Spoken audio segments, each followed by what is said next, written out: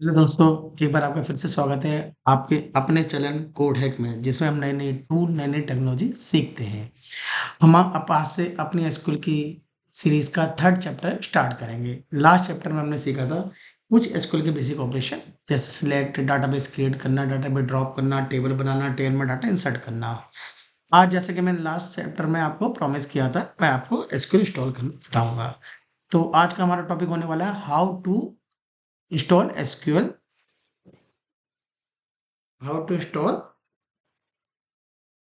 Server and server management studio. ठीक है, तो आपको करना क्या है? तो सबसे पहले आप क्रोम ब्राउजर खोल लीजिए। मैंने अपने में ऑलरेडी इंस्टॉल किया है, तो मैं डाउनलोड करूंगा नहीं, इंस्टॉल करूंगा नहीं, बस आपको बेसिक बता दूंगा, पर आपका सब क्लियर हो जाएगा जो भी आपको डाउट होगा। तो आप डाउनलोड करने के लिए लिखेंगे एसक्यूएल सर्वर इंस्टॉलेशन। ओके, तो जैसे ही आप लिखेंगे बाय डिफ़ॉल्ट आपको जो पहला पेज आएगा, सबसे पहले माइक्रोसॉफ्ट की साइट आएगी, तो आप उस साइट पे यहाँ पे क्लिक कर देंगे, जो पहले नंबर पे आपको दिखाई देगी। तो पहले नंबर पे आपको कुछ इस तरह का पेज दिखाई देगा। जब आप पहले लिंक को खोलेंगे, तो यहाँ पे आपको डाउनलोड सेक्शन में आ जाना है। डाउनलोड सेक्शन में आके आपको सबसे पहले SQL server express edition install करना है। इसको हम क्यों इंस्टॉल कर रहे हैं? एसक्यूएल सर्वर डेवलपर क्यों नहीं इंस्टॉल करें या अदर क्यों नहीं इंस्टॉल करें? क्योंकि अदर में हमें लाइसेंस की ज़रूरत पड़ेगी। एसक्यूएल सर्वर एक्सप्रेस एडिशन जो होता है आपके लर्निंग और डेवलपमेंट के काम आता है। आप इसमें लगभग सारे अपने ऑपरेशन जो आज आपको लर्निंग के दौरान ज़रूरत है, आप लगभग सब इसमें कर पाएँगे। तो जब मैं इसको डाउनलोड में क्लिक करता हूँ, तो यहाँ पे मेरा फ़ाइल डाउनलोड हो जाएगी। अब इस फ़ाइल को हम जाके अपने डाउनलोड फ़ोल्डर में देखते हैं। ये आपको डाउनलोड फ़ोल्डर, तो ये मैंने ऑलरेडी इंस्टॉल करके दी, तो ये आपका इंस्टॉल हो जाएगा। इस पे आपको डबल क्लिक करना है, परमिशन देंगे यस।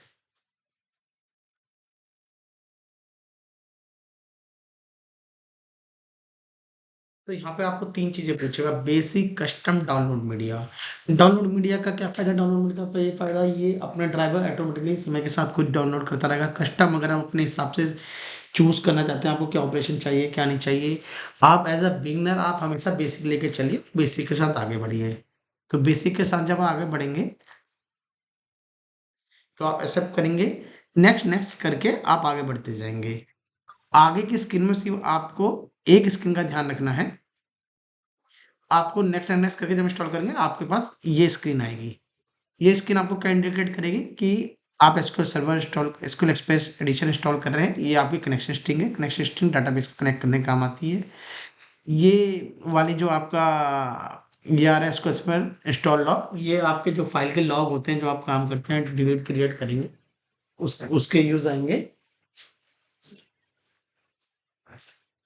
तो नेक्स्ट एंड नेक्स्ट करके आप धीरे-धीरे एसक्यूएल इंस्टॉल कर देंगे। तो मैं इसको क्लोज़ करता हूँ। मैं मान रहा हूँ कि आप 100% इंस्टॉल कर पाएँगे, इसमें कोई इश्यू नहीं आएगा। मैं इंस्टॉलेशन नहीं कर रहा, क्योंकि इंस्टॉलेशन में टाइम लगेगा और वीडियो बहुत ज़्यादा लंबी हो जाएगी।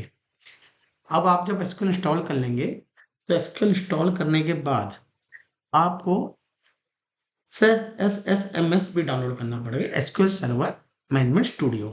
अब इसको इंस्टॉल करने के लिए कहाँ जाएँगे आप? इसको इंस्टॉल करने के लिए आप थोड़ा-सा और नीचे स्क्रॉल करेंगे, और नीचे स्क्रॉल करेंगे सेम पेज में, डाउनलोड वाले सेक्शन में, तो यहाँ पे मिल जाएगा आपको एसक्यूएल सर्वर मैनेजमेंट स्टूडियो। तो आपको इसको डाउनलोड कर लेना है। जब आप इसको डाउनलोड करेंगे, इसका सेटअप कुछ इस तरह से डाउनलोड होगा। जब आप इसमें क्लिक करेंगे, यस करेंगे, तो मैं ऑलरेडी इंस्टॉल कर चुका हूँ, फिर भी जितना आगे बढ़ सकता हूँ मैं करके दिखाता हूँ आपको। तो इसमें भी आपको क्या करना है, नेक्स्ट, नेक्स्ट, नेक्स्ट करके आगे बढ़ जाना है। अब देखिए मेरे पास मॉडिफाई आ रहा है, लॉन्च आ रहा है, ये आ रहा है। तो आपके में ये नहीं आएगा, आपके पास जो भी ऑप्शन आएगा उसको नेक्स्ट, नेक्स्ट करके कन्फर्म कर दीजिएगा। इसमें कोई चैलेंज नहीं आएगा। इसमें जो चैलेंज आएगा, वो स्क्रीन मैंने सेव करी है। यहाँ पे मेरे ख्याल से कोई भी नहीं था, तो इसलिए मैंने रखी नहीं है। कोई चैलेंज नहीं आएगा आपको उसमें, ठीक है? तो आपने क्या करा, एसक्यूएल सर्वर इंस्टॉल कर लिया, मैनेजमेंट इंस्टॉल कर लिया, एसक्यूएल सर्वर मैनेजमेंट स्टूडियो भी इंस्टॉल कर लिया। तो अब हमें अब एसक्यूएल यूज़ करना स्टार्ट करना है। तो मैं ऑलरेडी जो अपना खुला है उसे मैं बंद कर देता हूँ। बंद से करते हैं। तो जब आप दोनों सेटअप इंस्टॉल कर लोगे, उसके बाद अपने सर्च में जाएंगे, यहाँ पे लिखेंगे आप एसक्यूएल सर्वर मैनेजमेंट स्टूडियो, तो कुछ इस तरीके का आपका आइकन आ जाएगा, इसमें आप क्लिक करेंगे।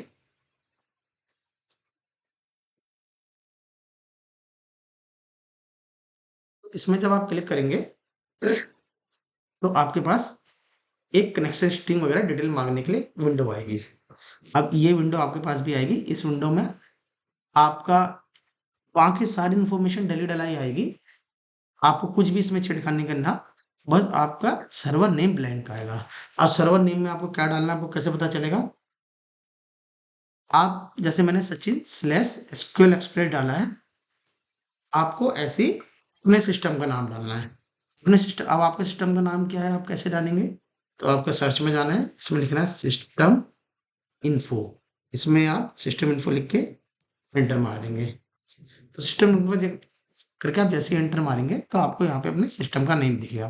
तो जैसे मेरे सिस्टम का नेम सचिन है, आप अपने सिस्टम का नेम डाल के यहाँ पे फॉरवर्ड स्लैश करके इसके लिए करेंगे, ठीक है। उसके बाद आप ये ट्रस्ट सर्टिफिकेट पे चेक कर देना, बाय डिफॉल्ट चेक नहीं आएगा, कनेक्ट करेंगे तो आपका एसक्यूएल कनेक्ट हो जाएगा। अब एसक्यूएल आपका कनेक्ट हो गया है, ठीक है। अब हम चलते हैं कुछ अपने जो लास्ट टॉपिक थे उनके रिवीजन में। तो आपको अब अगर इसमें काम करना स्टार्ट करना है तो आपको कोड लिखने की जगह चाहिए होगी, तो नई विंडो चाहिए। उसके लिए देखिए यहाँ पे सिंपल से एक आपको टाइप दिखा न्यू क्वेरी, आप इसमें क्लिक करेंगे, एक नई क्वेरी बन जाएगी, ये नया क्वेरी टाइप खुल गया। अब हम देखते हैं, अब मैंने आपको लास्ट डाटाबेस कोई बना है इसमें, अब इसके अंदर कोई डाटा नहीं, सिस्टम पे है। तो लास्ट टॉपिक में मैंने आपको क्या सिखाया था, सिस्टम कैसे काम करता है।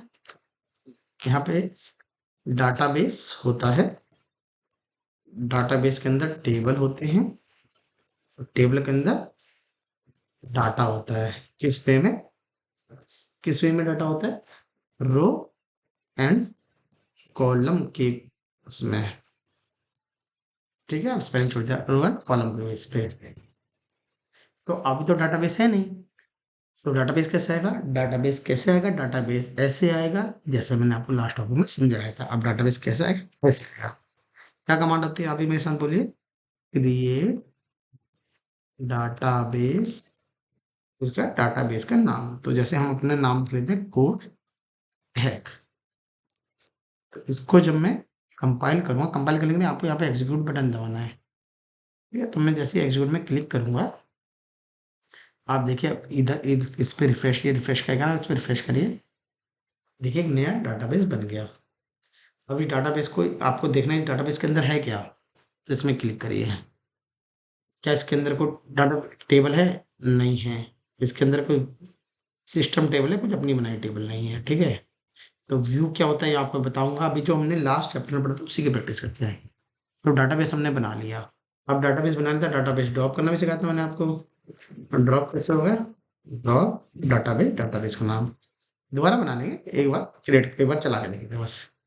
तो देखिए फिर से रिफ्रेश करता हूँ, डाटाबेस चला गया। चलो अब हमें आगे बढ़ना है, तो हम इसको दोबारा क्रिएट करते हैं, फिर से रिफ्रेश करता हूँ तो डाटाबेस आ गया। वेरी गुड, यहाँ तक आप सब समझ चुके हैं। डाटाबेस बन गया। जब डाटाबेस बनेगा तो उसमें डाटा जाएगा कैसे, डाटा जाएगा टेबल के अंदर। आप टेबल कैसे बनाएंगे, लास्ट में मैंने आपको टेबल बनाने का तरीका बताया था, क्या बताया था, क्रिएट टेबल, टेबल का नाम क्या बना लेते हैं हम, M S T, M S T indicate master. So master को मैं शॉर्ट फॉर्म में एम एस टी लेता हूँ, मास्टर स्टूडेंट। टेबल का नाम हो गया, ब्रैकेट स्टार्ट, ब्रैकेट बंद, एंटर मार दूंगा, एक और एंटर मार दूंगा। तो यहाँ पे अब सबसे पहले स्टूडेंट के साथ क्या होता है, सबसे पहले कॉलम रखते हैं स्टूडेंट है तो रोल नंबर, अगला कॉलम रख लेते हैं नेम। तो नेम देखिए अभी ब्लू क्यों हो रहा है, ब्लू का, और रोल नंबर ब्लू क्यों नहीं हो रहा, क्योंकि रोल नंबर डाटाबेस में कोई कीवर्ड नहीं है, पर नेम एक कीवर्ड है। तो इससे आपको कोई फर्क नहीं पड़ता, आप रख सकते हैं ब्लू से। आप देखिए डरिए मत कि ब्लू क्यों हो गया। नेम, दूसरा नाम रख लेते हैं हम एज। तो नेम, रोल नंबर से क्या पता चलता है, ये इंटीजर ही होगा, रोल नंबर 1 2 3 होगा, तो मैं इसका इंटीजर लिखता हूँ, ठीक है। अभी चलते हैं आगे। अब जैसे मैंने कहा था नाम क्या होगा, नाम हमेशा एन वेरिएबल में होगा, इनवैलिड बोले तो उसमें नाम में वर्ड्स भी आ सकते हैं, और नंबरिक भी हो सकता है, तो हम उसको 4 से नाम कितना होगा, चलो 4 डिजिट का मान लेते हैं हम, कोई भाई साउथ से होगा मतलब मनी हो सकता है। एज में क्या आते हैं, इंटीजर में लेते हैं, क्योंकि एज हमेशा क्या होगा 10 20 30। तब इसको चला के देखते हैं क्या ये चलेगा। चल गया ये। अब हम फिर से रिफ्रेश करते हैं, अपने डाटाबेस के अंदर जाते हैं, पहले आप देखेंगे कोई टेबल नहीं था, अब आप देखेंगे इसके अंदर क्या कोई टेबल है। एक second, system table file table, आगे चलते हैं। सिस्टम टेबल अभी रिफ्रेश नहीं हुआ, इसको हम दोबारा रिफ्रेश कर देते हैं। टेबल बन तो गई थी हमारी, फिर बस सेलेक्ट करके देख लें। टेबल बन गई है, तो टेबल दिख क्यों नहीं रही, इसको हम पूरे डाटा बेस को एक बार रिफ्रेश कर देते हैं।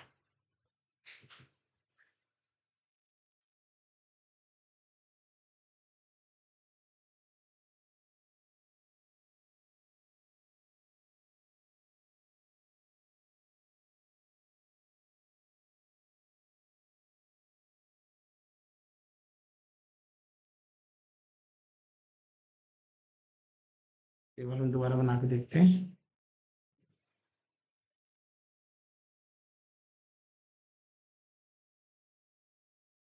सिस्टम आ गई। अब आपको क्या गलती हुई होगी, आप गेस करिए। मैं आपको समझता हूँ गलती क्या कर रहे थे हम। हमने एक डाटाबेस बना लिया था, फिर हम एक टेबल बनाने लग गए, पर हमने ये नहीं बताया कि हम कौन से डाटाबेस में टेबल बनानी है। तो जब भी हम कोई डाटाबेस बनाएंगे, सपोज करिए इस गलती को हम दोबारा समझते हैं, मैं यहाँ आता हूँ, अब हम एक फिर से एक नया डाटाबेस बनाते हैं।